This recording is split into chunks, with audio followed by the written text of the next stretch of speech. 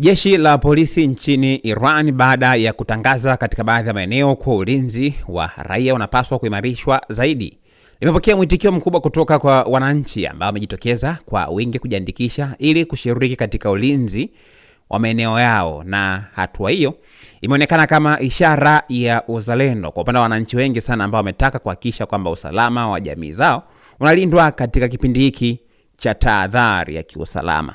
Lakini kwa mujibu wa taarifa mbalimbali, wananchi hao pia wanajiandikisha ili kusaidia vyombo vya ulinzi katika kazi za msingi za kulinda mitaa na kutoa taarifa za kiusalama endapo kutatokea tukio lolote lile lisilo la kawaida. Na wengi wao wamesema wako tayari kushirikiana na mamlaka ili kuweza kuhakikisha kwamba amani na utulivu wa nchi yao unaendelea kudumishwa.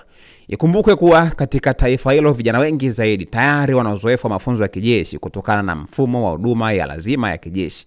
Kisheria, wanaume wote wenye umri kuanzia miaka 18 wanapaswa kupitia huduma za kijeshi takriban miezi 18 hadi miaka 2, jambo ambalo linapa ujuzi wa msingi wa kijeshi na mbinu za ulinzi. Kutokana na hali hiyo, wengi wa vijana wamejitokeza sasa, wanatajwa kuwa tayari wanauelewa wa matumizi ya silaha na mbinu za msingi za ulinzi, jambo ambalo linarahisisha juhudi za kuimarisha ulinzi wa raia katika maeneo mbalimbali.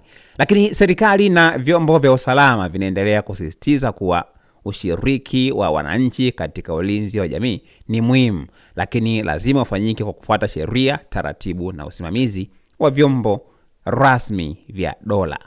Kwa upande wao, baadhi ya wananchi wamesema hatua hiyo inaonyesha pia mshikamano wa kitaifa, huku pia wakisisitiza kwamba wako tayari kulinda nchi yao endapo kutatokea tishio lolote kwa usalama wa taifa. Usiache kusubscribe channel yetu ya YouTube ambayo inasomeka Dodoma TV.